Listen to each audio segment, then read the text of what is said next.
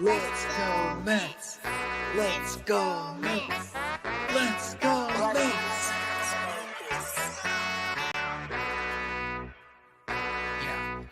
Yeah. You gotta believe and invest with your heart. Orange and blue till Mets do us part. Spring training, oh yes, it's the start. City Field gritty till Mets do us part. Hit home runs and knock it out the park. Big Apple till Mets do us part. You gotta believe and invest with your heart. Listen to the show till Mets do us part. John from Brooklyn, Ibby reps NJ. With the other team, I don't care what your friends say. Mets fans, we focus like a sensei. Listen to the podcast Monday, Wednesday. Made a couple bad plays, but we still won. Character, yup, we're gonna build some. Are you gonna check the pod? Is real fun. Just like Mookie, I will, son. So invest with your heart. Orange and blue till Mets do us part. Spring training, oh yes, it's the start. City Field gritty till Mets do us part. Hit home runs and knock it out the park. Big Apple till Mets do us part. You gotta believe and invest with your heart. Listen to the show. Available now on all streaming platforms. If you love the New York Mets, check out Till Mets Do Us Part. Enough rapping. Let's get to gabbing.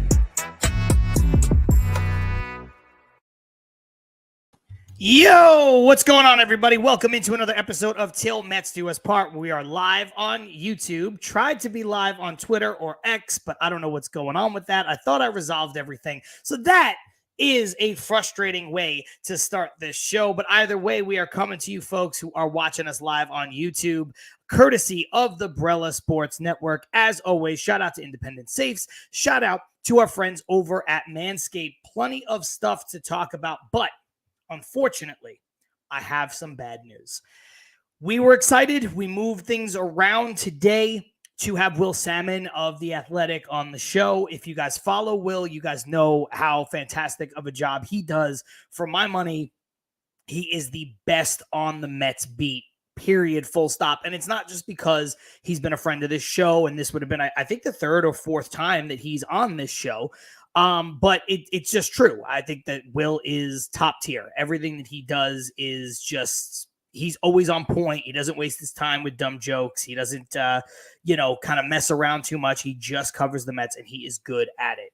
Unfortunately, Will had a little bit of an issue. It is nothing. He's fine. His dog got into some stuff. He realized that when he got home, and he has to take his dog to the vet as an emergency. So we are going to try to reschedule Will for next week. I just found out about it literally seconds before we went ahead and went live. So that means that you are stuck with me for a solo show. So it is me, John Saponaro, out in Los Angeles, California, and your questions and your comments and all of that great stuff along the way, talking about the trade deadline. Of course, thank you to Will for even trying to fit us into his schedule. And, look, when you have stuff that goes on at home, if you have, yes, exactly, Steph, I was just about to say this, like, puppies first, hope the little guy is okay. If you've got pets, dogs, cats, I don't care if it's fish, lizards, birds, whatever, they are a part of your family, and obviously you have to take care of them. There's responsibility that comes with that. And I certainly understand that. Yes, Jeff, it happens. It does. So we wish Will and his dog the absolute best. He's going to take care of that. We're already trying to reschedule him for next week, but we have not been able to confirm that, obviously, because his dog comes first. And, it's just, excuse me, it's become a mad dash for him to get to like a late night vet and everything. So that's the most important thing. So he said probably next week we'll figure it out after the fact. But I will also, I figured there'd be a lot of comments like this one from Armand. Hope the dog is okay. I do too. Absolutely do. I had pets my whole life. I have pets right now via my girlfriend anyway.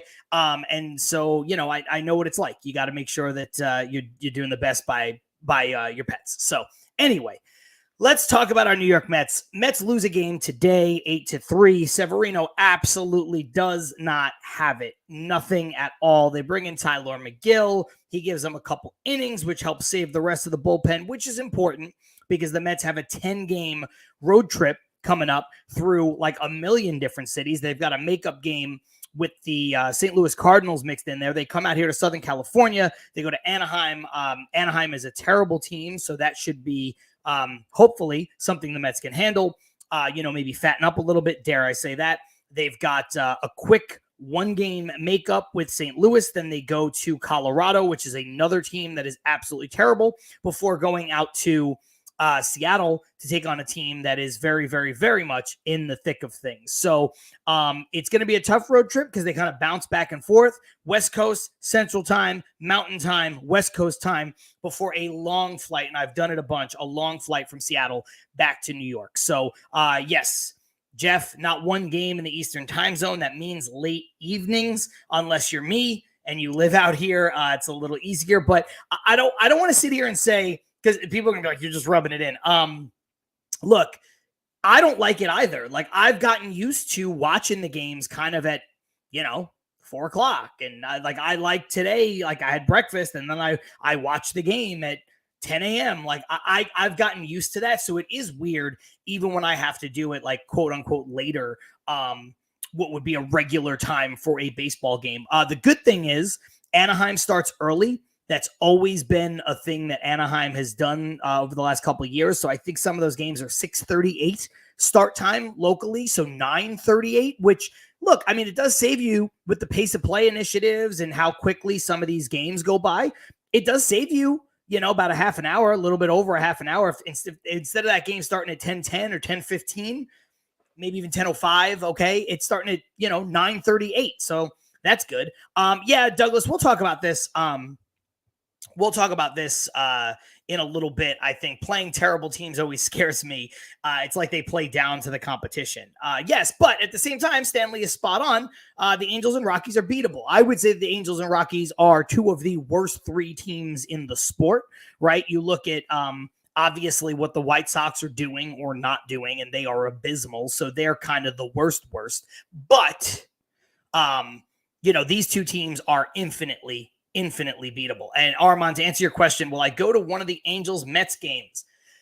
Unfortunately, no, I will not be here. I'm going to be out of town. I'm working this weekend, and I'm not going to be too terribly far away, but I'm going to be far enough away and working at the same time. I'm going to be up in Oakland, so I'm not going to be close enough to see any of these games, which is a bit of a bummer. Honestly, selfishly, I wish the schedule was flipped around a little bit. I wish they were in Colorado this weekend and at the Angels kind of midweek, because if they were at the Angels midweek, there's a good chance I go to all three of those games, to be honest. So I'm a little bummed there. I am working out whether or not I do want to fly into Denver for the day game next Thursday. They've got a day game in Denver. I'm thinking about flying out early morning, going right to the game, going back to the airport, coming home. I've not seen the Mets live at all this year. So, a couple of instances where I wanted to, a couple of instances where I tried to, wanted to go to the London series, work got in the way with that. So I am looking for an opportunity to watch the Mets play. But yeah, the Mets, Rosie, you're right. The Mets don't play bad teams very well, and the offense has been hot and cold of late. But, look, the ebbs and flows of the offense, take that aside.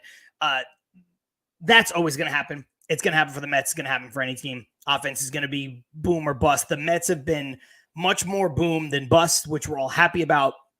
And the Mets have a deep lineup. The Mets have a consistent lineup from top to bottom, from start to finish. So, I don't want to sit there and, kind of put down what the Mets have been doing. And then the other part is honestly, it's just feel. Like, I'm not saying you're wrong on this, Rosie, because Douglas said it too, and we all kind of feel it. The Mets usually play down to the competition. Well, how you change that narrative? Don't do that. Don't play down to the competition. With the off day, hopefully it allows the Mets to get right. I know, was it last year, whatever, when people were dragging me in the comments because I said jet lag is a real thing. And players are allowed to get tired when they have crazy schedules and things like that. And some folks in the comments drag me for it. Like, they're professionals and they fly private. Well, it still happens. So, but hopefully they won't. Hopefully they will not play down to the competition. But let's talk about the trade deadline.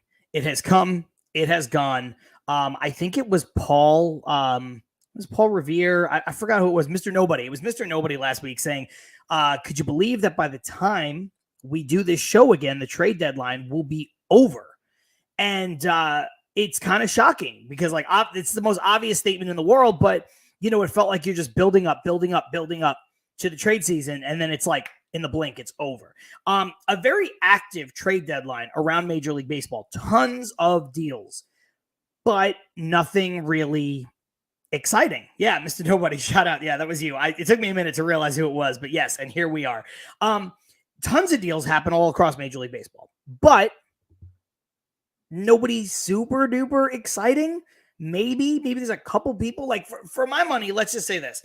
There are two people that were actually traded that I'm mad that the Mets weren't in on, or not that they weren't in on them. I'm mad the Mets didn't get. Let's go that route, right? Because I think the Mets, if you listen to David Stearns talk in his press conference, you listen to him on the broadcast today when he joined Keith and Gary, it seemed like they were kind of in on everything, which is what I expected them to be in this market. I expected them to be a bit more aggressive because, look, when you look at where the Mets are at, the Mets are not a hot streak team anymore. 10 games is a hot streak, right? 10 games, like winning 8 out of 10, that's a hot streak. The Mets have been one of the best teams in baseball for 2 months.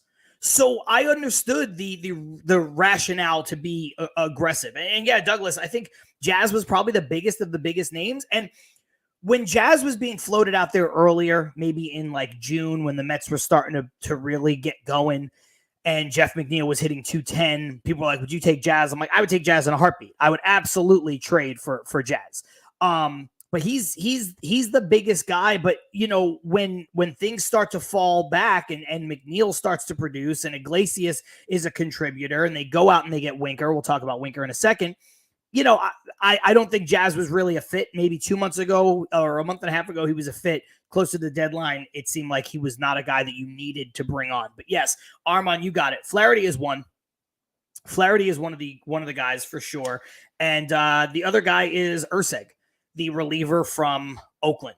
Urseg, when we talked about him yesterday, by the way, shout out to Mets Weekly, which, of course, is Carson, Andrew, and Frank. We did a extensive 3-hour live stream for the last 3 hours of the trade deadline with the three of them and myself and Aunt Rivera from Subway to Shea and Baseball AF and David from Top Bunk Sports and Keith from Shea and Sons. So it was awesome to really get all of these thoughts in there. And we needed everybody in there because 3 hours is a long time to just do a continual live stream and not necessarily have a ton to talk about because we're waiting for stuff to come down the pipeline. So, once Urseg went off the board and then Flaherty very, very, very late, right at the deadline, or that news might have even broke like a couple minutes after because he was truly down to the wire.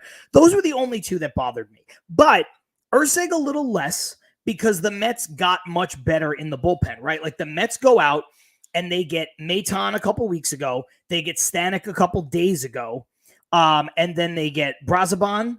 And then they get this kid Zuber, who, is a bit of a wild card. He's going to be in AAA. He's more of a depth piece.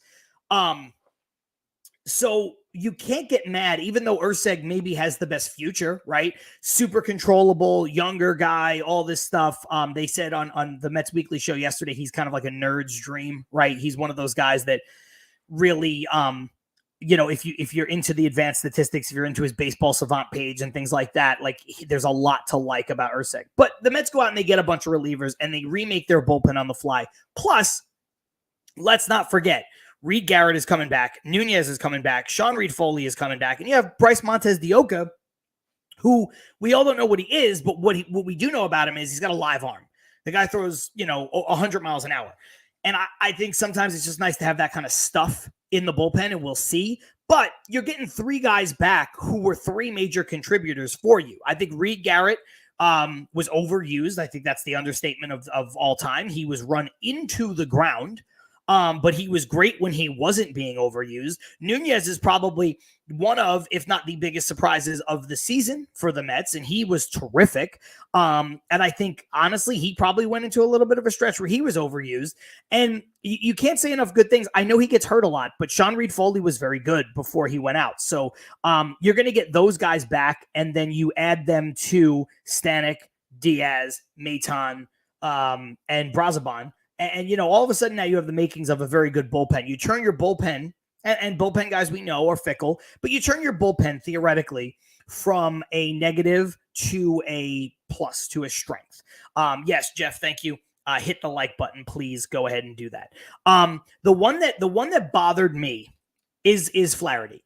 And the Flaherty thing bothered me only because of Kodai Senga and Christian Scott, right? Like, this was something, and look, to his credit, I'm not telling you guys anything David Stearns doesn't already know. David Stearns said it on the broadcast today that, they looked at the high end starting pitching market and it just really wasn't there, right? Everybody thought Blake Snell was going to get traded. And by the way, the Giants should have traded Blake Snell. Skubal is a different deal for the Tigers. The Tigers are bad, but Skubal's got years of control. Skubal's a young pitcher, Cy Young candidate. Like, you have to really blow them out of the water. Like, there were all these hypotheticals being floated over the last couple of days on Twitter and even on our Mets stream yesterday, where it was like, would you take on Javi Baez's contract in its entirety for Skubal? Like, yeah, yes, of course you would. That's insane. Of course you would do that, because he changes everything. And then Baez is just Steve Cohen doing what he did last season in reverse. You know what I'm saying? He turned around and he sold off all these pieces, ate money to get prospects. In this case, he'd be eating money to get a better piece back. So, like, of course you would do that. But Skubal is so good, and Skubal has such a bright future potentially in front of him, that you were going to have to do more than just eat Baez, right? Armand, we can talk about this later, but yeah, Skubal might most likely be traded in the offseason due to a weak free agent market after Burns. That's possible. They're trying to maximize the returns and stuff. But I also think that, Detroit really has to figure out who they are and where they're going and when they intend to compete and all this stuff. So that one I never really thought was possible. Crochet is weird to me because somebody said this on the stream. I don't remember if it's Aunt Rivera, which, he's always on top of this stuff, but somebody said he's got it was somebody in the comments. Might have actually been Jeff Cohen. Shout out to Jeff. That Crochet scared them because he's got he's having a good year, but he doesn't have the track record. And you're looking at Crochet, and that's exactly it, right? Like, this is a guy who's been a reliever for most of his career. He has not pitched a lot of innings. Then he comes out and he says that thing where he's like, I'm not going to pitch in the playoffs and I'm not going to start unless I get a new contract, which is his right, by the way. I'm not, guys, that I am all for the player, right? I am all for the player getting as much money as they possibly can when they can. And especially if you're a guy like Crochet, who kind of like bursts out on the scene and like, he's trying to capitalize on something right here, right now. But I do think it's a dumb thing to say out loud, because I think he kind of screwed the White Sox a little bit and kind of maybe screwed himself, because, now we'll see. We'll see what he does the rest of the season, and we'll see where his contract ends up being in the offseason. So, yeah, Carlos, this is, I don't want to say harsh, but you're right though, right? Like, it's one of those things where Carlos Ortiz saying Crochet seems like a crybaby. Again, you could support the players' right to go out and get as much money as they can, whenever they can, but also understand that maybe that wasn't the right way to handle it, because he may have taken himself out of potentially pitching in a pennant race. I mean, he's on a team right now that is going to challenge the 62 Mets for the worst record in the history of baseball. So why would you do anything? If I'm a competitor, I wouldn't do anything to jeopardize potentially being taken off of that team and being added to a team that is right now in a postseason position, right now trying to make a deep run, right now, everything's in front of the Mets, right? Regardless of how much you buy into the team or not, right now they're in a playoff position. Over the last 2 months, they've eliminated over 10 games, or just about 10 games, from their deficit with regards to being behind the Phillies. It was 17 and a half games back. They entered play today 8 games back. Like, they're moving. So why would you not want to go from a team that is in the doldrums to a team that is in a postseason position if the season ended right now? Yeah, you're right, Carlos. It is an NBA move, or it's an NFL move, a holdout thing, which, again, you're comparing apples to oranges here. We all are. In the NFL, it's different because careers are short. Average career in the NFL is 3.5 years. You know, you get these guys, we're all kind of held up by these stars that we see play for a long time. You know, Ed Reed plays until he's 38 years old. Like, you know, Ray Lewis plays until he's 40. Like, that's not the norm. You know, Tom Brady playing until he's over, like in his 40s. Aaron Rodgers being an MVP candidate, you know, at 39.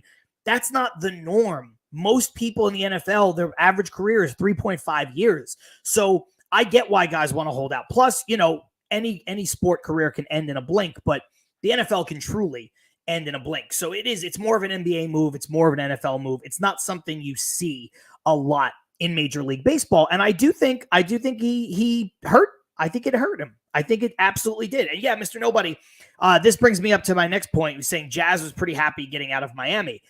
Yeah, that's what it does for guys. You pull these guys who are competitors and you put them on teams that are playing for something, especially when all they know is losing.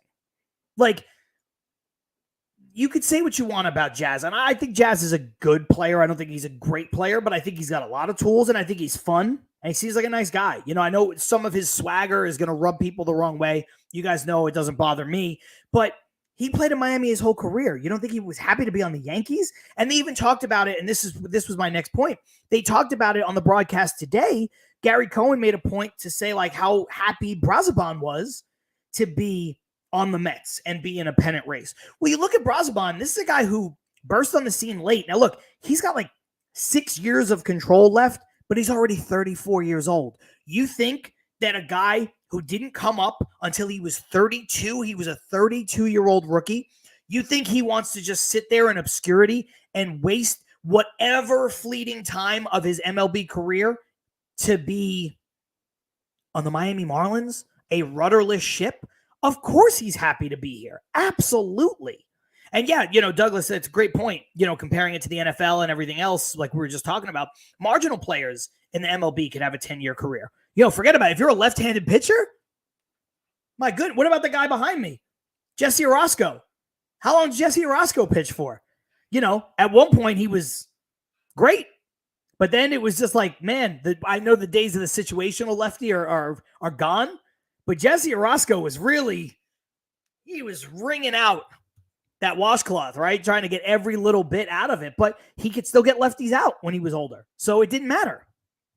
Ollie Perez had a long career, a much longer career than anybody would have thought, making himself into a guy who became a crafty lefty. You know, so these careers can last a long time. But anyway, back to Flaherty. So the loss of Senga and the loss of Scott. And Senga is going to be for the year. Maybe he comes back in the postseason. Maybe he doesn't. I hope Christian Scott comes back. But man, UCL strains are not anything to sneeze at. It's important that, you know, he rests and rehabs this thing and he tries to get back. But this is not a foregone conclusion that he is going to be back. So I think you needed to get a starting pitcher in here, and I would have aimed high. Now, I've always liked Flaherty. I said on the Mets Weekly show yesterday, Flaherty kind of reminds me of the pitching version of Harrison Bader. And if you guys go back to when the Mets signed Bader in the offseason, I said to Ibby on this show that I thought Bader had another gear that he had not hit offensively because he couldn't stay healthy. Now, obviously, that is also partly on him, right? Like, it's just the way his body is. He hasn't been able to get there because he hasn't stayed healthy. But I thought he had another level to get to. And he's shown that because he's been mostly healthy and he has gotten to a level where he is not a superstar player, not even an all-star player necessarily, but he's a major contributor on this team. And I think Flaherty dealt with a lot of the same stuff. Flaherty's got good stuff. He just gets hurt a lot. And he's healthy, and you're seeing how good he is. I mean, if you go back to the start of his career with St. Louis, ironically enough, both of them starting in St. Louis, if you go back to the start of his career, before he started getting hurt, Flaherty had as much upside as any pitcher I can remember in baseball. You know, people were touting him very, very highly. So he was a guy I would have wanted. I saw in the comments before about Snell. Snell is a guy who I would have been all in on at this deadline. Now, Snell has his warts. Snell is not great, but Snell does a few things great. And my argument was what Will's is we need a 1 or a 2 pitcher. The Mets have a bunch of decent guys. I think Severino's upside is slightly better than that, just being fair to where Severino's career was and where Severino's career can still go when you look at his stuff. But you look at what happened to Severino today. Severino has not pitched a lot of innings like over the last several years. So Severino was going to need, at some point, he was going to maybe hit a wall or regress a little bit. So I don't think at this point today you can call Severino a 1. And let's be honest, we all love Senga, and I think Senga's a 1 for sure. But is Senga an ace? I don't know. Now, in fairness, neither is Blake Snell. Blake Snell is not that either. Blake Snell's a 1, but he's not like a, this is not having prime DeGrom. It's not even having, hell, the version of Scherzer that we had in 2022, who was mostly great and mostly the old Scherzer. He's not that. None of these guys are. But I do think, especially with Senga being out, and there's a lot of uncertainty in the comments, and there should be, whether or not he should even try to come back for the playoffs. And Scott being out, and there's a lot of uncertainty on him too. I think they needed they needed somebody who could at least be a 1. And even if it's if it's a 2 in one's clothing, right? Like if that's it, that's fine too. Because here's the thing, and that's what Armand's saying here. Snell is a high 2. Sure. But if Snell walked through the door, the first day he's in the clubhouse, he's the best starting pitcher on the Mets, and it's not even close. It's not even close, with Senga being out. And Steph, I hear you on Senga. He's our ace for sure. Second in the Rookie of the Year voting in 2023. I think he can be that. I just, missing a whole year worries me. What he did last year, he was better than I thought he was going to be. I thought he was going to be really good, and he was better than that. But I still need to see a little bit more. It's not a knock on Senga. I'm just calling it what it is. I just need to see it sustained a little bit more. Now, yeah, you're right. If he's healthy, he's our ace. But you know what? I think the Mets are going to have to go get somebody to at least pair with him. In the offseason, maybe it's Corbin Burns. Maybe they trade for somebody then, right? Maybe they're in the Scooble market then. I don't know. Corbin Burns is going to be out there. But my point on Snell is this. I thought the way the Giants were going, they were going to unload some of their contracts just for the sake of unloading those contracts. Snell has an option for next year, an opt-in for $30 million. And again, if you're the Mets and you have the richest owner in the sport and you've got all this money coming off the books next year, which, by the way, shout out to Justin Verlander. They're going to save a bunch of money on him not being healthy. They're going to get even more money back next year because he's not going to have his vesting option hit. You sit there and you could say, you know what?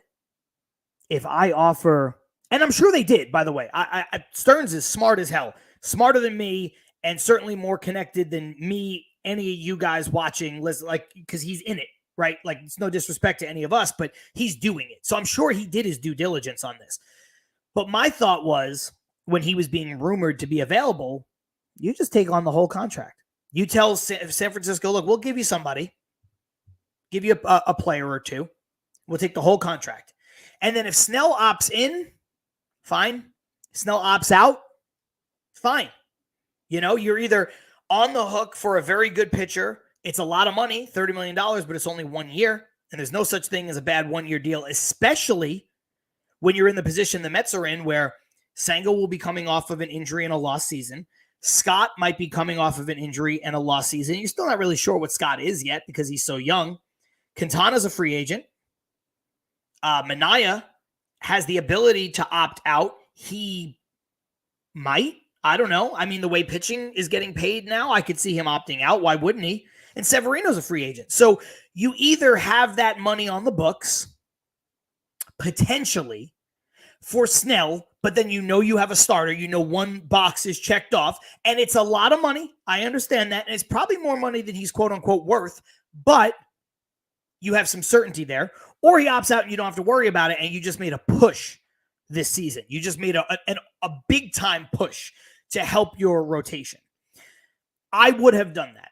Now, I don't know, and it is a question I wanted to ask Will, and I will ask Will when we have him on. I don't care if it's next week or if it's in the offseason. I would like to ask Will this question. And the question is, was Snell really available, or did the Mets balk at the price? And I would just like to know which version of that happened. And either one is fair. Look, if you're going to take on the whole money and they're like, we want, your top three prospects, you got to say no. Like, I understand that's not how deals work, right? But I want to know if the poll that I put out on Twitter, and it was resounding, it was about, I think it was about 75% in favor of, would you trade a top 10 prospect, another prospect in the top 10 to 15 to the Giants for Blake Snell and take on all of the money? And like 75% of people, or 72% or 78% or something like that, said yes, that they would. So I just think I don't think that was an unrealistic ask when you're a team that has everything in front of you and you're trying to win. You guys could disagree with me, and that is absolutely fine, because that's just my opinion. I'm not going to sit here and say that it's the right one. But like I said yesterday on our stream, the Mets Weekly trade deadline stream, I believe, and I've tweeted this too, I believe in sustainability. I believe in sustained winning. But in order to have sustained winning, don't you have to win the first time? Don't you have to win right off the jump at some point? Like, doesn't it start with winning and then you go from there? So I'm not saying that you mortgage the future, but the Mets are in a position now where they're good enough where they could have swung big. And again, I want to be very clear. I'm not criticizing them for not swinging big, because it seems like, one, Stearns asked everywhere. Two, like Stephanie said, Stearns mentioned that every top prospect was asked about in the Mets organization. And three, and this is the most important part, none of those guys were really traded. Yes, Flaherty was traded, and Urseg was traded. And Urseg's not really the guy. If you want to count Tanner Scott, but I'm not trading, three top prospects for a relief pitcher on a walk year. No. You've got to give me, and I know he's hurt. I know he broke his hand, punched his non-pitching hand, punching a wall, but or a cooler or whatever, a table. But you've got to give me, if you want a couple top prospects, you got to give me Mason Miller. You have to give me somebody who's dominant and controllable. Tanner Scott would help this bullpen tremendously, but I'm not giving up top prospects for him. And that's where I think some people, think I'm pushing all the chips in when I'm really not. Like, okay, Douglas is saying sustained winning involves building a farm system to replace players. Obviously, winning has to start, but the sustainable part that's important. It's the sustainable part that's important. And yes, I agree with you. I do. I absolutely do. It's not to say, like, my rebuttal is not as simple as, well, Douglas, parades are cooler than prospects, which they are, but it's not that simple. I understand. I think that's an oversimplification. My point is, going back to what I said before, is that the Mets have been one of the best teams in baseball for 2 months. Like, this is not like, ooh, should we? I don't know, so in the right deal, like, if you told me I had to trade, I'm just throwing out hypotheticals. If you told me I had to trade Brett Beatty and Luis Angel Acuna and pick up all of Snell's money with no guarantee that he opts in, I would have made that deal to try to make a run at this season. Now, maybe some of you wouldn't, But also at the same token, if you told me I had to trade, I don't know, 4 of the Mets' top 10 prospects, or let's say 3 top 10 prospects, and then somebody else in the top 20 to get Skubal, I might do that too, because he's part of winning now and building sustainability potentially, because you get control with that. You get control and you get something that the Mets don't have, which is a young ace. Yes, Armand, I agree with you here. You know, I don't love Beatty and I don't love Acuna as a prospect, but I think maybe that's the type of deal that would have gotten it done, but I don't think the Mets were ready to make that deal. Douglas saying I would trade prospects for a parade, but that's not sustainable winning. True. But I just think, you don't want to sit here. I said on the stream yesterday, we'll head into the break after this. And then we'll come out, we'll give our grades. I'll give my grades. I want to hear you guys too. Tomorrow may never happen, right? Like, everybody thought that the Mets were really set up well in 2015. The conversation at the beginning of that year was, man, would you rather have the Mets' young starting pitching, or would you rather have the Cubs' young core of position players? The Mets are going to be here for a long time. The Mets have sustainability. The Mets added a couple pieces to a team.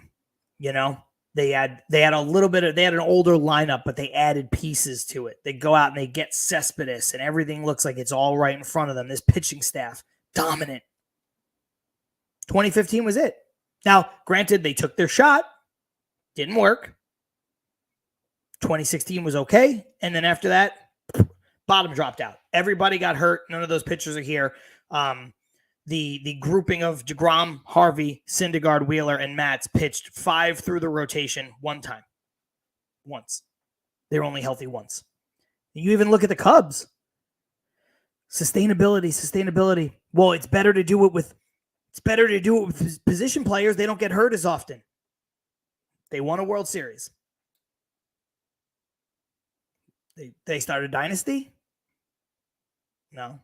They even necessarily come particularly close to a second World Series? Not really. But they won the one, and you ain't never going to give that one back. They broke a drought that was over 100 years long. They traded Gleyber Torres. Remember? They traded Gleyber Torres to get Aroldis Chapman to rent him. Oh my God, how could you trade Gleyber Torres? Right now, the Yankees would give you Gleyber Torres for me? Trade me for Gleyber Torres? The Yankees don't even want Gleyber Torres. They wish they can get Gleyber Torres off the team. It's supposed to be the next stud, the next superstar, So I'm not saying you're wrong, Douglas, because you're not wrong. But there's just the antithesis, the other side of the coin is not necessarily wrong either. We had this conversation on the show yesterday about Mets prospects that they traded and Mets prospects that they haven't traded, right? Everybody was all up in arms about trading Jared Kelenic. You look at Jared Kelenic, right? Jared Kelenic's on his 3rd team, and he's doing fine. It took 3 teams, 3 cities, for him to start to be kind of okay. The problem with the Kelenic deal wasn't that they traded Jared Kelenic. It's that they took on the entire Robinson Cano contract to get Diaz and still gave up Kelenic. And everybody's thought, and rightfully so, is would a more seasoned GM have been taken advantage of in that way? We may never know. It's not that they did it. It's when they did it and how they did it. The same thing, if you want to go back even further into the Wayback Machine, I think yesterday or 2 days ago was the anniversary of it. The Mets traded Scott Kazmir for Victor Zambrano. Scott Kazmir, now that's a much more egregious one. Now, Kazmir was not the second coming, but he had a very, very, very, very good career. Very good career. And we obviously know what happened with Victor Zambrano. It's not that they traded Scott Kazmir. It's what they traded Scott Kazmir for. It's all about asset allocation. That's how you win in baseball. And your assets are three things: money, players, prospects. So Kazmir was poor asset allocation. Kelnick, poor asset allocation. Jeff Cohen and the Pete Crow Armstrong hysteria. See, that one, and I know you're agreeing with me, so I'm just bringing up your comment because I wanted to pull it up. That one is great asset allocation. I don't care what anybody says. The Mets didn't win the World Series. Hell, the Mets didn't even make the playoffs that year. But the Mets traded Pete Crow Armstrong for Javi Baez and Trevor Williams. Javi Baez had the best 2.5 month stretch of his entire career. And up until that point, I know he's fallen off a cliff, but up until that point, there were seasons where Javi Baez finished with MVP votes, but he had the best 2.5 months of his career as a Met. And then Trevor Williams, who was the throw-in, he was a contributor across a couple seasons. Pete Crow Armstrong is hitting 118 at the major league level. Pete Crow Armstrong is, I think, lucky if he's Kevin Kiermaier. If he's Kevin Kiermaier, you could throw a fucking parade for Pete Crow Armstrong. And yes, this is Douglas, and this is why you and I ultimately agree. Because he says the farm system doesn't mean homegrown players are doing the winning. It has to do with having the chips to throw around every year to get things done. And that's all I'm trying to say. So you just need to, and if the Mets felt that things were too rich, I get it. This is not a repeat of 2022's deadline, 2022's deadline. Because the Mets did go out and get players who are notably better than the players they replaced, right? Like you could argue, and I did at the time. Now, I didn't know he was going to be this, but I said when the Mets went out and got Darren Ruff and Daniel Vogelback, I remember saying at the time, I'm like, just call up Vientos in June. Your DHing is abysmal. JD Davis is terrible. Dom Smith is terrible. Call up Vientos. Best case scenario, he takes the job. You don't need a DH. Worst case scenario, you already have the worst DHing tandem in the sport. Then you know you have to go out and get somebody. Now, I don't think Vientos would have been this Vientos 2 years ago, but we don't know that. And so they went out and they got players, though, in Darren Ruff and Daniel Vogelback. I don't know. Are they really better? Are they better baseball players than JD Davis and Dom Smith? I know they both have had better moments, but they're not better players. When I look at the people now, I see better players. Like, you say what you want about Jesse Winker. Jesse Winker is significantly better than DJ Stewart by a wide margin. And then you can take any iteration of the bullpen arms that you want, right? Maton, immediately one of your best bullpen arms. Stanek, immediately one of your best bullpen arms. Brazoban, immediately one of your best bullpen arms. And then you go to Blackburn, who I know is not going to excite anybody. He was an all-star a couple of years ago, but he's not going to get anybody crazy. He's a 4 to 5 starter, and they add him to the mix of these other 4 and 5 starters. Yeah. But you know what? He's better than Tyler McGill, and he's better than David Peterson. 100%. So if the thought was get better, they got better.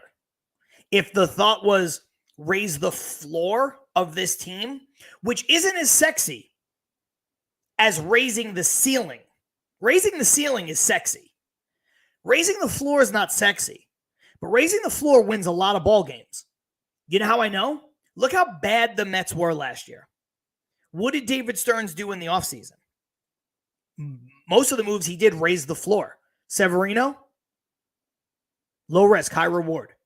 Harrison Bader, low risk, middle reward, I suppose. The moves that they made, even the guys that didn't work out. Diekman, no risk, high reward. You cut him, whatever. Hauser, you can cut him, whatever. You bring these guys on, it doesn't matter. It's not a huge deal. They're not huge moves. Taylor paid dividends. Taylor's been very good in his role. They raised the floor. You look when the Mets played the Yankees, there's nobody's ever going to have a conversation. The Yankees have the two best players in that series, Soto and Judge. Absolutely. The Yankees, to their credit, added, some players. Sure. Okay. They added Jazz. They've gotten better. Added a couple pieces. But and of course they have Garrett Cole in the rotation. But it just, from an everyday lineup perspective, Mets play the Yankees. Yankees have two players. Mets have 9. The Mets beat them because they had a deeper team. That's why the Mets won. So raising the floor is not sexy, but raising the floor wins ball games. And you could argue, if you go back to 2015, that raising the floor and raising the ceiling is what they did, right?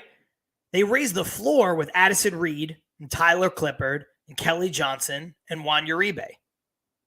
And then they raised the ceiling when they got Cespedes.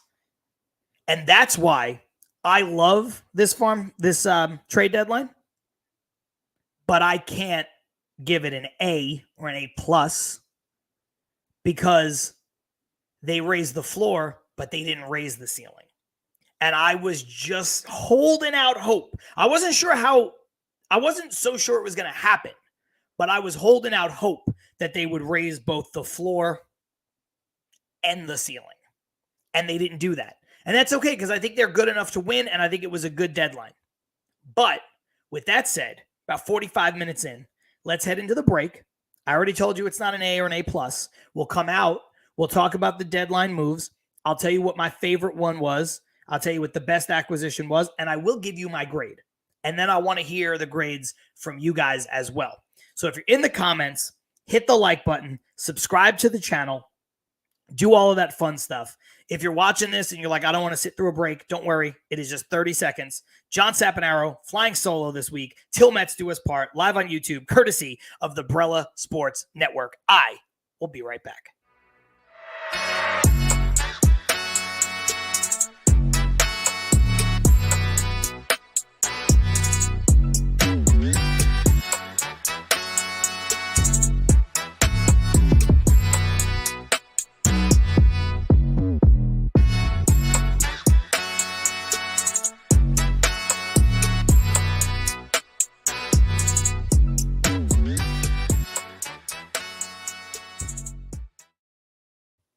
Yo, what's going on, everybody? Welcome back to Til Mets Do Us Part. Not the time slot that we were expecting, not the show that we were expecting. We knew Ibby wasn't going to make it.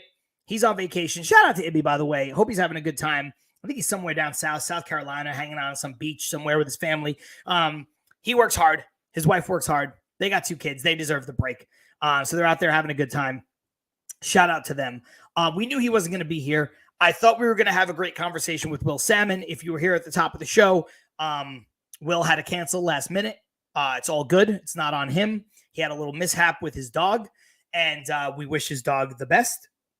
And hopefully everything is all good. We're trying to get him back on the show as soon as next week, where I know that the deadline will be a little bit of old news, but I do want to ask some of these questions and some of the things that we're talking about to someone who is actively connected, in a way that I am not, and you guys are not, again, with respect. Like, he's a beat reporter. And for my money, like I said at the top, he is the best beat reporter that the Mets have. Before we get back into the conversation and talk about our grades for the trade deadline, we have to talk, of course, first about our friends over at Independent Safes. Look, Independent Safes is absolutely fantastic. It doesn't matter if you want to save your valuables, keep stuff fireproof and waterproof and all that good stuff. They even will build you a panic room. Somebody jokingly asked about that at one point. Yes, it will cost you, but they will do it. Independent Safes has been a great supporter of this show, and you will get free shipping on their site when you spend over $99. And spoiler alert, safes are expensive. What you're putting in it is valuable. You are going to spend over $99 when you order an Independent Safe, which means your shipping is going to be free, but that is important because safes are also very heavy. So you don't want to have to pay for that shipping. Let them cover it and tell them that Til Mets Do Us Part sent you. Speaking of, got to shout out Manscaped. I'm rocking the Manscaped shirt today because it is hot out and the shirt is breathable. The boxers are breathable. Everything is nice. It is comfortable. You might think that you are not a Manscaped kind of person. I assure you, just go check out their website. It is more than, manscaping your body hair off. If you don't want to do that, that's all good. They've got stuff for you. You can shave your head. They've got beard trimmers. They've got, like I said, breathable boxer briefs that you can rock. If you go to the gym, that's when I wear them. If you go play softball or go play, tennis, pickleball, and where you live, it's hot, check out the Manscaped underwear. They're comfortable. They're breathable. It's great. So even if you don't think you're a Manscaped person, say, John, it's not for me. I love you. You can do what you want, but that is not for me. I just say, go check them out. And while you're there, use the code TMDUP, especially if you're not sure. If you're not sure about something, and they make great products, but if you're personally not sure, why not get 20% off and free shipping, courtesy of me and Ibby and everybody here at Til Mets Do Us Part. Use the code TMDUP for free shipping and 20% off site-wide. Okay, jump back into the comments here real quick before I give my grade. Keep those grades coming in. I only really see this one here from Douglas so far, but I want to hear from all you guys. Douglas says, Stearns got a solid B, mostly because he added at the margins and held the chips that could have a higher return for a better time. No issues there. No grade from this one from Rosie, but saying something very similar. The Mets trades helped them improve the margins, which I guess is both of you guys agreeing with me on the sense that they raised the floor, I would say is the same. It's a different expression, but it's the same meaning as improving the margins. So I'm not sure, Rosie isn't, that they have enough to compete with Arizona and San Diego for the wild card spots. I think they do, because I don't trust either one of those teams. That's just directly to Rosie. I don't know. When, like, San Diego doesn't, I know they beat us in the playoffs, but San Diego doesn't worry me. Carlos Ortiz saying C+. Will saying B-, would have loved a 1 or a 2. He's talking about a 1 or 2 starting pitcher in the rotation. So I'm kind of right around where you guys are. I have 2 grades, kind of. My grade of the acquisitions is a C+. So I'm with Carlos Ortiz on that, which is not bad. It's just very average. Now, the reason why I have 2 grades, and in the first half, we did a deep dive on all these guys, so I don't want to beat a dead horse on stuff I've already mentioned. But the reason why I have 2 grades is I will bump them up to a B- like Will if I'm grading on a curve. Yeah. John has 2 grades? What? No. So I give them a C+, just face value the acquisitions, C+. But if I'm grading on a curve for the cost of similar players that did get traded at the deadline, I can bump them up to a B-. And the example that I'll use, and this is an example we used on the show yesterday when we did the Mets Weekly live stream, was Kikuchi. The haul that was given up for Kikuchi was insane. Now, Kikuchi he's got good stuff, strikes a lot of people out, gives up a ton of hard contact, gives up a lot of home runs, not having a good year. Then you look at what the Mets gave up to get Paul Blackburn. Now, again, you look at their stuff, you look at where they've been, you look at the careers they've had, Kikuchi's been better. But if we get to October, would any of you be shocked if Paul Blackburn was more successful for the Mets than Kikuchi is? So I think it is fair and not a hedge to grade on a curve when you look at what the Mets gave up. The Mets didn't give up all that much. The Mets did not give up any prospects in their top 20. They gave up one prospect who kind of, sort of, on some rankings is in their top 25. So they held on to all their best assets. And another thing that I think is a little underrated at times, you look at these deals they're 1-for-1. So the Mets didn't even offer quantity over quality necessarily. And I think that's something that you can't overlook. The Mets go out and they get Jesse Winker, who's had a really good bounce back year. He's also a guy who's had some issues with staying healthy because he's the kind of guy that earlier in his career, before he was getting injured a bunch, I mean, he was around 20 home runs, around a 290 average kind of hitter, gives you some speed. It's not a great outfielder, but I don't think he's a terrible outfielder. So I think when you look at them going and getting Jesse Winker for one guy, I'm happy with that. You traded 1-for-1. I'm good with that. You go out and you get Brazaban and you give up, an infielder who, has got some tools, but hasn't played, I don't think, above high A. He's already in his 20s. You give up one guy to get one guy. I'm okay with that. So, I think when you look at what the prices were and where the Mets could have been forced to go to get better, that's why if I grade on a curve, I'll give them a B-. If I'm grading just the acquisitions, I say they're pretty average, C+. Neither one upsets me, though. C+ is fine. You could do a lot with a C+, because this team was already pretty good. So I am with a lot of you guys, Stanley and Will, and people have said it. I do wish they got a number one starter. And even if that number one starter was not a lights out kind of guy, I already talked in the first half about Snell and, what that would have meant and what that would have been like. Thank you. Am I saying, is it Chevelle? Am I saying it right? Let me know in the comments saying, can we get these likes up respectfully? Thank you. I think Chevelle's a first-time commenter, maybe a first-time viewer. Welcome to the show either way. And if I've made a mistake, I'm just used to seeing a lot of names and handles in here.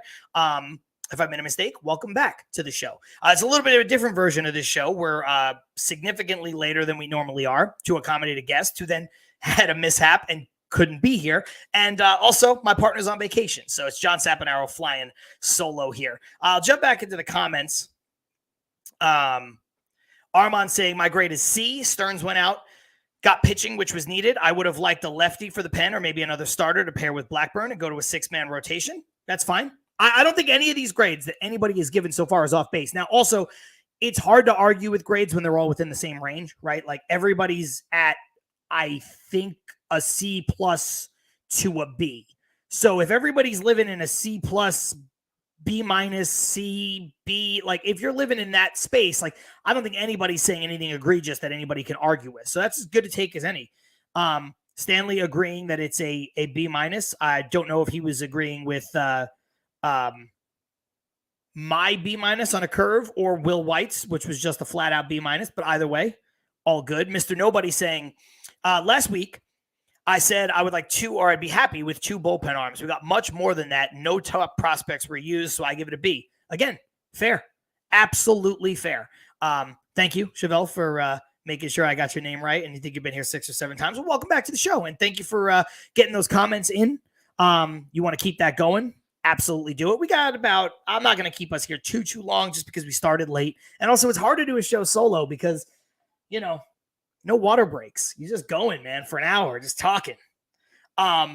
This is a fair comment, actually, from Douglas. This trade market was stupid. It was kind of stupid. And a few teams, like the Astros and the Padres, kind of shook the snow globe, and then everything, prices got outlandish. And that's the crazy thing when you look at some of these teams. And what they did or didn't do, right? I'll go back to the White Sox. And again, I talked about Crochet, how Crochet, I think scared teams away and all that stuff. But if you're the White Sox, scared or not, where are you going, man? Where are you going with Garrett Crochet? Trade him. Even if he hurt his own value, trade him. Because you know what's going to hurt his value even more? What if he starts to be bad because the innings start to catch up with him? So this whole they'll just trade him and, I don't know who you're holding on to him for. You're going to lose, I don't even know, 150 games. I have no idea how many games they're going to lose. They're terrible. Why are you holding on to him? Now, I already talked about Flaherty. Flaherty got traded, at the end. He wound up coming out here to the Dodgers. But he was the other guy I was using as an example. I'm like, listen, if you're the Tigers and you don't want to trade Skubal, I get it, because you're trying to maximize his value. Maybe you get something more in the offseason, like somebody said before. Corbin Burns is free agent pitcher, and then there's a significant drop-off. Why would you not, you can hold on to Skubal and try to figure out where you're going to go. Are you going to try to win with him? Are you going to try to maneuver some things so that you have a window? Are you going to spend money? What's your plan? You don't have to trade Skubal. But if you're the Tigers this year in this market, you absolutely have to trade Flaherty. And I know they did, but when it looked like they weren't after the Yankees backed out of that deal, or that deal fell through, it was like, Tigers, what are you doing? You have to trade him. He's not going to be on your team next year. So even if, and this is the reason why I bring this up, yes, Skubal has 2 years of control left. That's my point, is that, he can be there. Now, whether or not they decide that 2 years of control is not enough for their window and they want to deal him in the offseason, that's different. But it wasn't a no-brainer slam dunk trade him. Whereas with Flaherty, they signed him on a 1-year prove-it deal. And they're not good, and he's proving it. So even if a couple of teams overpay like crazy, like Stanley says here, unlike other teams, Mets didn't overpay. But some teams overpaid like crazy, and it reset the market. And now if you're the Tigers and you're like, I feel like we can get more for Flaherty. Okay, well, shouldn't you get something for Flaherty? Shouldn't you? And no, I don't really think it was a massive overpay, Carlos, when you look at what they gave up. I think one of the prospects they gave up was their number 3 prospect. Their farm is deep. People like the Dodgers farm. And also the Dodgers, you think the Mets need pitching? The Dodgers are a team that everybody thinks is going to, win a World Series and is knocking on the door of a World Series, and they have no starting pitching at all. So they needed, as much as the Mets needed Flaherty, the Dodgers need Flaherty, because Douglas mentioned earlier something about this not being an all-in year for the Mets. It's a fucking all-in year for the Dodgers, so they better go get him. And this is another great point. This is from Anthony. The Angels, and this goes right along with what I'm saying, and I don't know what kind of assets, some of these teams necessarily have, but the Angels and the Rockies never seem to do anything. The Rockies are so bad, dude. You're telling me Charlie Blackmon couldn't help a team? My goodness. You're telling me some of, so I guess the point is, if you operate under the impression that all prospects are lottery tickets, right? That's what they are. If I offered you if you asked me for 3 lottery tickets and I offered you 2, and that's the best offer you're going to get, don't you want the 2 lottery tickets? When right now you have no lottery tickets? Yeah, another couple good names, Cal Quantrill and Elias Diaz from the Rockies for Ahmad. Yeah, those are guys that easily could help a team somewhere else.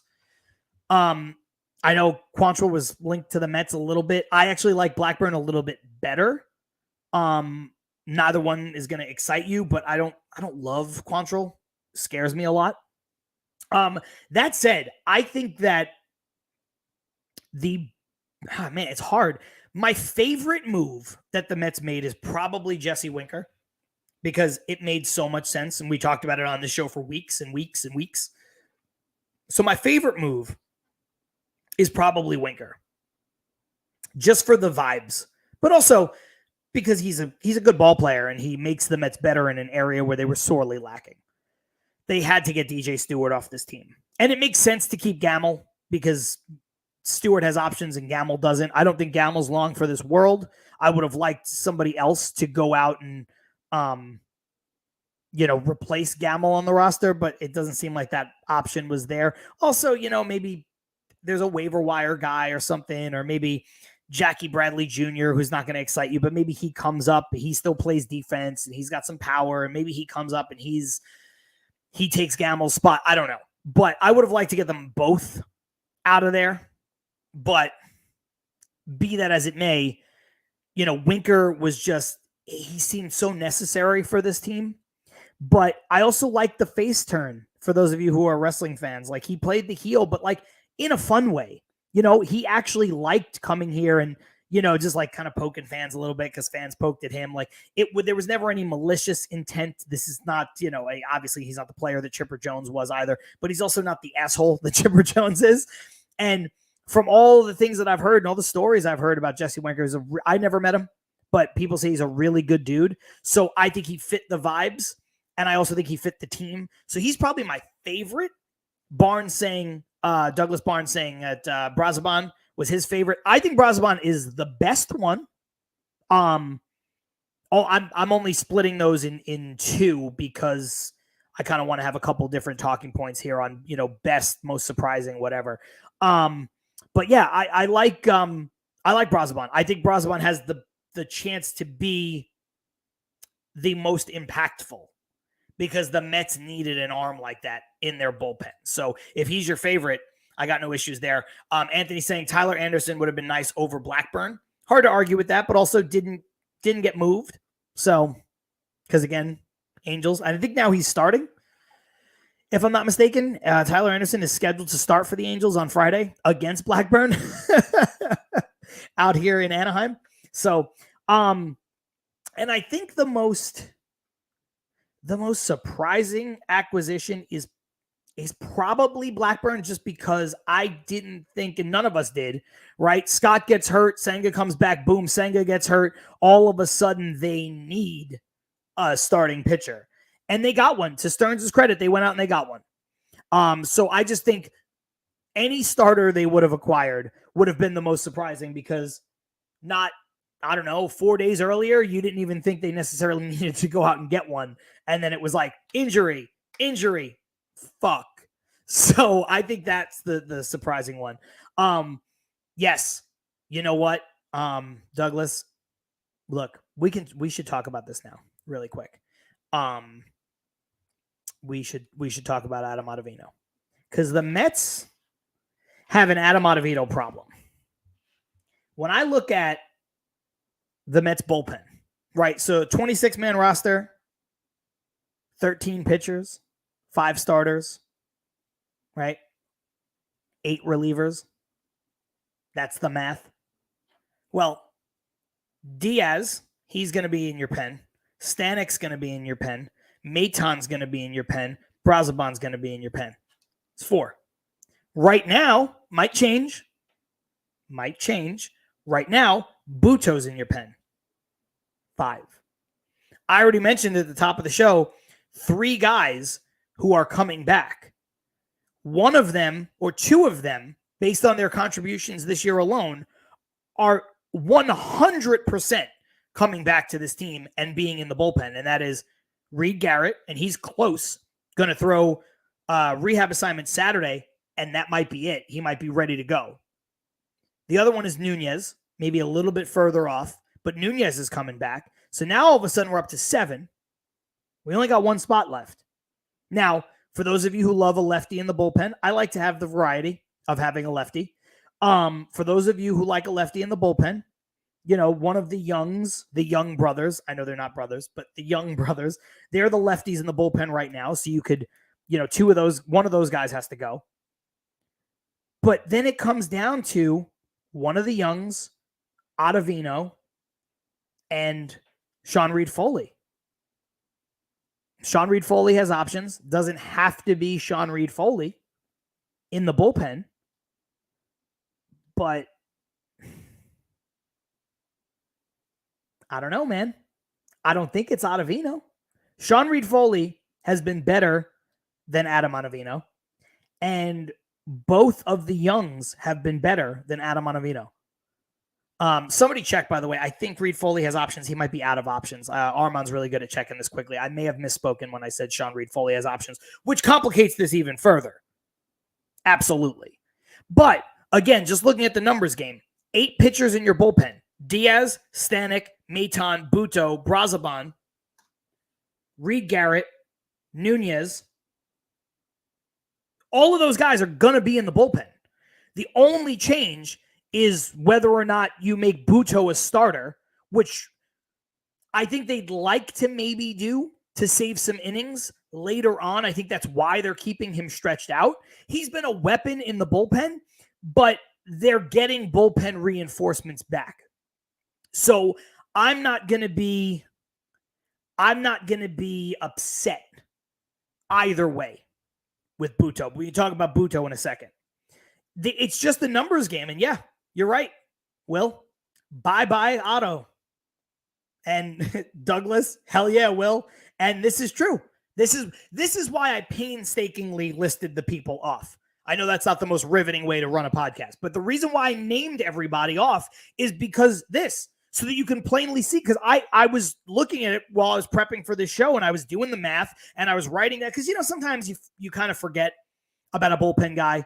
Somebody kind of falls out of memory, or sometimes bullpen guys wind up on the IL out of nowhere, like Nunez, and you kind of forget that they're injured or whatever. So I wanted to list everybody out.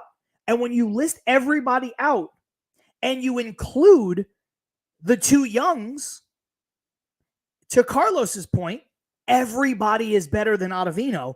And one of those youngs is going to have to go down regardless, because there's not room for them when everybody else comes back. Armand seems to think Danny Young will be optioned when Sean Reed-Foley or Garrett comes back, whoever comes back first. I think that's very possible. I don't think the Mets necessarily need to have two lefties, but I would do this first. I'm with you guys. I don't like Ottavino. He seems like a nice enough guy. He's from New York City, whatever. So I would DFA Ottavino. Thank you, Armand, for checking. After I said Sean Reed-Foley had options, I thought I remembered that he didn't, because that was a topic of conversation with him making the team out of spring. And after I said it, I was like, I don't think he has options. Thank you for checking that. Douglas saying Buto is a better Trevor Williams. He stays in the bullpen. You need that long man. I don't disagree. I don't. I think Buto is a legitimate weapon out of the bullpen, but here's where I will play just slight devil's advocate. Severino hasn't pitched a lot of innings lately, last few years. Minaya pitched mostly out of the bullpen last year. Didn't get a lot of innings. Quintana only pitched half a season last year. Didn't get a lot of innings. See where I'm going with this? I know they put that 6-man rotation on hold for a little bit, but we might be heading towards a 6-man rotation either way. Those three guys have not pitched a ton of innings. Blackburn, he's probably good. He's been a starter. He also missed 2 months of this season with his stress fracture in his foot, so he's probably got plenty of innings to throw. But then you start to look at Buto or McGill, Buto or Peterson, or if you run with a 6-man, one of those guys plus Buto. So I agree with you that Buto is a better Trevor Williams. He's a weapon. He's a legitimate weapon in the bullpen. To me, the better comp for Buto is more like Seth Lugo, when Seth Lugo was doing what he did for us at a high level. Buto is very, very good, but Buto is also a better starting pitcher than either Peterson or McGill. So if you're going to go to a 6-man rotation, I don't think you can go to a 6-man and justify pitching both Peterson and McGill in that 6-man. And if you get the reinforcements back in the bullpen that we're talking about, then maybe you want to keep two lefties, right? Maybe you can keep... You still can't keep two lefties either way. Maybe you want to keep a lefty in the bullpen, I should say, right? If you remove Buto from the bullpen, you can get either one of the youngs in there, and then you can have a lefty. So I think it's a good problem to have, but it is certainly confusing. It is complicated because Sean Reed-Foley doesn't have any options left, so you can't go there. Yeah, I do know we did just trade for a starter, but still, again, Minaya, Severino, Quintana, not a lot of innings last year. You put Blackburn in there, that's 4. And then we've got McGill and Peterson. I know we have enough for a 6-man rotation, but I would rather have Buto starting over McGill or Peterson. That's my personal preference. I've never liked Peterson. I don't think Peterson is a good pitcher. I think Peterson has had a better track record of success than McGill, but I don't think he even has as good a stuff as McGill. I think McGill has better stuff, but both of them are 3-inning pitchers, and that's not enough. Now, do I think maybe McGill can go to the bullpen? I do, but I think, and Carson said this yesterday on the stream, and I agree with him.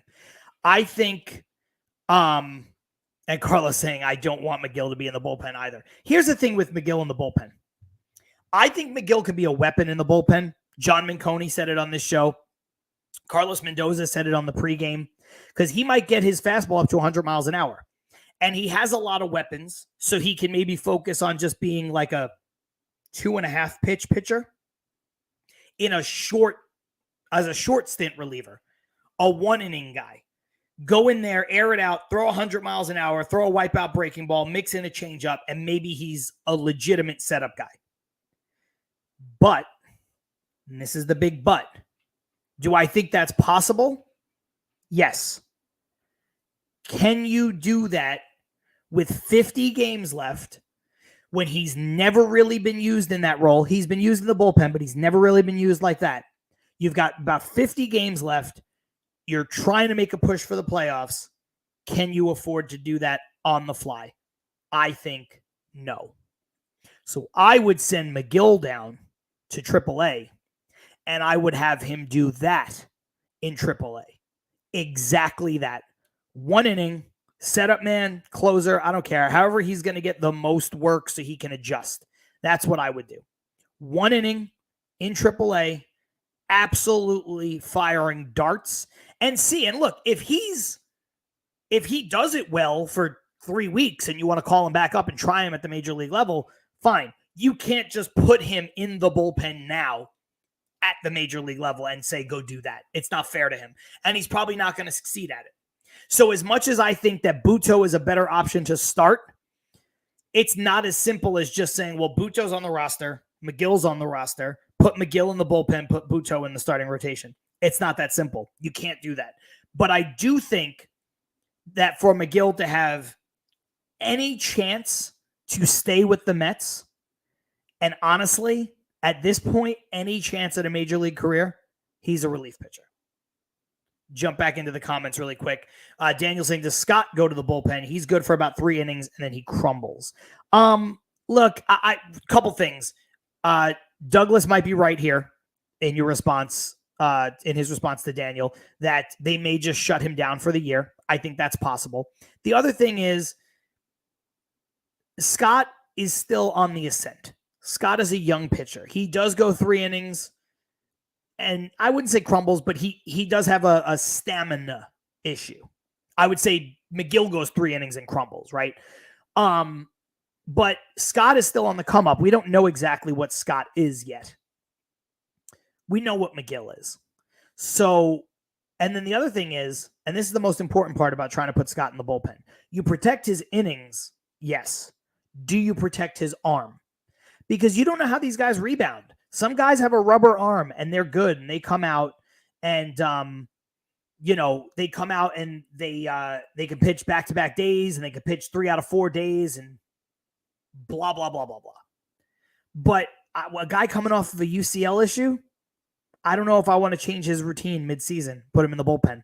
That's what I would worry about. And yes, I wasn't trying to slam on you with this, Daniel. It's just like, your version of the wording is different than mine, right? It's a semantics argument more than anything else. But yes, doesn't crumble, gives up the long ball, and Douglas kind of saying the same thing. Scott is a home run issue. He doesn't really crumble. So yeah, but point well taken either way. Yes, F. Torres, good point. That Scott did just become a starter last year. I just don't know if you want to change him back. I should have mentioned that. I don't know that you want to change him back on the fly with an elbow issue. That's what you're saying it in the sense of give him time. Yes, I agree there. My point was, I wouldn't want to take Scott and put him in the bullpen after he's had an elbow issue and changing his routine wholesale and asking him to get major leaguers out in a pennant race in an unfamiliar role. I don't think that's fair. So, That's the issue I have there. Stanley saying, when do they call up Acuna? Probably not this year, barring injury. I don't know how Acuna fits on this team right now. I'm not 100% sure. Now, he's a young prospect, and he's not going to make any money, and so, like, there's always roles. I don't love Acuna as a prospect. I think the Mets have better options to play second base and center field. So Acuna is one of my personal, and I could be wrong. I've been right before, and I've been wrong before. But Acuna, I don't love. I think he's more of I think Acuna is kind of a bench player from what I've seen. I think he's a defensive replacement. He plays shortstop. He plays second base. He plays center field. I think that's Acuna's future. And maybe he has a good future doing that. I think he's a role player more than a starter. I think that, yes, exactly, Daniel. I think Mauricio is a better option for second base long-term. I think Jet Williams is a better option. Now, I don't love Jet either, the way some are absolutely in love with Jet, but I like Jet better than Acuna as a prospect. Acuna is further down the list for me. I like Mauricio a lot. I think Mauricio is like a poor man's Ellie De La Cruz. I think Mauricio's got so much ability. Now, whether that translates, I don't know, but I think he's, like I said, he's a poor man's Ellie De La Cruz, or if you want to say like a poor man's O'Neal Cruz, he's that kind of player, just this like long, lanky, super athletic, fast, plays with his hair on fire kind of player. Sometimes those guys pan out, sometimes they don't. That's whatever, but I like Mauricio as a second baseman. I like Jet as a second baseman more than I like Acuna. And then if you want to talk about, okay, well, you can go play center field. I like Gilbert. I like Gilbert as a center fielder. Now maybe, Gilbert's a pure outfielder. Maybe Gilbert doesn't wind up in center. Maybe he winds up playing a corner, and then Acuna is the guy who plays center field. Listen, if that happens, that's fucking great. But I got news for you guys. Mauricio, Acuna, Jet, Gilbert, Clifford, they're not all going to be players. If two of them are players, we're fucking golden. Right now, we got two guys who look like they're going to be players, like really good players. One of them was the best prospect in baseball, Francisco Alvarez. The other one kind of came out of nowhere, Mark Vientos. And they both look like they can be like legitimate major league starting players at a high level.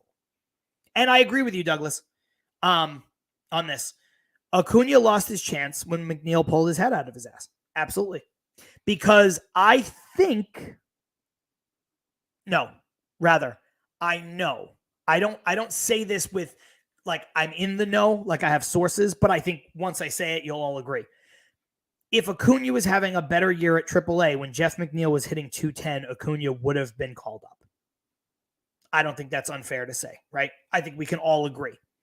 I think it got so bad at one point for McNeil that even though Acuna wasn't having a great year at AAA, they still almost did it because McNeil was becoming unplayable and they were looking for excuses with Acuna. You're like, man, in his last 10 games, Acuna, if you look at his OPS in his last 40 at-bats, when you start cherry picking sample sizes like that, not that that's a bad thing, but that's what would they're talking him up. They're like, see right now this little streak he's on. They were looking for any excuse to call up Acuna, but now it's over. And look, listen, you guys know I've given Jeff a lot of shit. Jeff went from like 5 years ago being like one of my favorite players on the team to one of my least favorite players on the team. I gave him a lot of shit. But he's also doing the exact thing, and we don't have to turn this into the Jeff McNeil show, but he's doing the exact thing that he should have been doing this whole time. And I think me and Ibby talked about it last week. It's ridiculous to me that people on the Mets broadcast were like, oh yeah, Jeff McNeil just decided to start hitting the ball hard. Shouldn't you always be hitting the ball hard? Harder hit balls are harder to field and go further. Like if you just boil it down to its simplest thing, like harder hit balls are better. I'm not talking about trying to hit home runs. I just mean hitting the ball hard. And then when you go back to one of the early ESPN broadcasts, and look, all those guys, you take what they say with a grain of salt, a huge tablespoon of salt. But it was, what's his name? Eduardo Perez that turned around and was like, oh, I talked to Jeff McNeil. And he said his goal in the offseason was to pull the ball less. Like, that's not a successful strategy for most baseball players. It's just not. And, Jeff McNeil is not this guy who's like got all these tools in the world. Jeff McNeil's best tool is his bat to ball. So he should be trying to pull the ball. I know people made a lot of Daniel Murphy comparisons, and I don't know that he has, he could ever be what Murphy then became. But the part of the comparison is fair because I also think Jeff has even better bat to ball skills than Murphy did. But I think part of the comparison is fair when you look at if McNeil can just easily, with 2 strikes in an important at bat, he's got such good hand-eye coordination that he can just flip the bat out and flick the ball towards the other way. Maybe get it over the shortstop's head, score a run or start a rally, whatever, with 2 strikes because that's what the pitcher gives him. He should be doing that. But if there's a ball thrown right down the plate on the first pitch, or if he's in a 2-0 count, he gets a fastball on the inside part. If you notice, he was late. When he was going his worst, he was late on a lot of those balls because he wasn't trying to pull them. That's crazy. That's crazy. And yeah, this is honestly, Douglas and I don't always agree, but this is spot on. He wanted to pussyfoot around, which worked well with the shift, but he's stubborn. And now without the shift, yeah, hit the fucking ball, or excuse me, fucking hit the ball. Either way, same point. That's what it is, because he always has the ability. He did it today. I think in his first at bat, the infield played him up. He had 1 or 2 strikes on him, and he just flicked the ball over the third baseman's head. The third baseman was playing him in, and he flicked the ball over his head and got this little bullshit single. You could do that depending on the situation. When people always talk about Jeff being a great situational hitter, when you talk about being a situational hitter, it takes into account the entire situation, not just, oh, he can go the other way. Those are 2 different things. So yeah, with nobody on base and down a run, and you see the third baseman cheating up like you're going to bunt, you're probably not going to bunt. McNeil every once in a while will drop one down, but he's not really going to do that. Yeah, if you can bloop the ball over his head, sure. But then when they're not giving you that stuff, or when the shift gets taken away and you no longer have that on a day in and day out basis, hit the fucking ball. Pull the ball. It's amazing. People like, to me and to Carson over at Mets Weekly, people are like, oh, it's crazy, man. McNeil, I know Douglas is giving me a little bit of shit with it too, playfully, but like, it's like, oh man, McNeil is hitting. You guys must be sick. And it's like, no, I'm happy. I'd gladly be wrong. But also, we weren't really wrong because he wasn't hitting the ball. He was just, let me just swing at it. Like, let me just half swing. He wasn't actually swinging to hit the ball. Once he started doing the thing that we've all been saying he should do, look at the results. So I don't want to talk more about McNeil. We got to get out of here soon anyway, but jump back into the comments. Mr. Nobody first agreeing with Douglas, just saying, well said about the, hit the fucking ball. And then game for war, Acuna didn't play well at the start of the year because it was first time playing in cold weather. They were watching the games in coats in May. Every minor league team he played with was in the South. That's fair. I'll give him a little bit of time to adjust. Again, I'm not super sold on his game. It's not I'll gladly be wrong. I hope all these guys are good. I don't want them to be bad. I want anybody who's going to be on the Mets to make a contribution to the Mets. I want them to be positive. That's a fair point. If you've never played in the cold, it can be a little tricky, and it does get real cold in upstate New York. Some of the coldest winter nights and early spring nights and fall nights that I've ever experienced have been in upstate New York. So like, it's not crazy, but I also don't, I just don't know. I don't know truly how good he is. Anyway, guys, look, I appreciate you all sticking with me, joining me at a later time. I know this show did not go the way that any of us were planning for. If you just joined us late, push the show back about an hour and a half to accommodate our guest, who is a terrific guest. He's been on the show before, Will Salmon of The Athletic. I think he's the best beat reporter on the Mets beat, period, full stop. I had a whole bunch of stuff I wanted to talk to him about. I even wrote stuff down to make sure we hit on all the questions, plus your questions. And I usually don't write stuff when I do the show, to make sure that we hit on a lot of things to recap the trade deadline. But He had some issues with his dog, which I hope his dog is doing well. He said he got home from work and his dog got into something that he wasn't supposed to get into, and he ate some stuff and he had to take him to an emergency vet. And I have been there, and it's scary. It's frustrating because you don't want to come home from work and see that. And I'm sure Will's been working overtime with the trade deadline. He comes back from a game, he sees that. So it's frustrating, but it's also scary because, your dog, your cat, your pets, they're part of your family. And he was like, I might be able to give you a couple minutes. And I was like, dude, you're the best for even trying. Why don't we just reschedule? Go take care of your dog. That comes first. Family comes first, and I consider your pet's family. And, that you got to take care of that. You got to do that. So he wasn't able to make it. We're going to try to get him on as soon as next week, but it is not guaranteed yet. I will say this. We're going to be back in our regularly scheduled time slot next week, which is 5:30 Eastern. Ibby will be back. So it'll be me and Ibby at the very least. Maybe we'll be joined by Will Salmon. We'll see. If not, we'll try to get Will on at another point. I appreciate everybody who was here in the comments. Appreciate everybody who was watching, even if you were silent. Carlos Ortiz saying it was a good show. Thank you. I like doing the shows by myself sometimes. Because it's a different dynamic. I love talking to Ibby. It's one of the only times during the week that we can actually catch up on Mets baseball with our schedule differences. But, it's fun to do it sometimes like this and just really talk to you guys, and get more interaction this way. Douglas, thank you, saying good show, John. Great chat, everyone. Can the Mets please beat the bad teams? Yes, LGM on that. So I appreciate everybody for tuning in. If you didn't hit the thumbs up button, please go ahead and hit the thumbs up button. Subscribe to the channel. We're like 7 subscribers away from 800.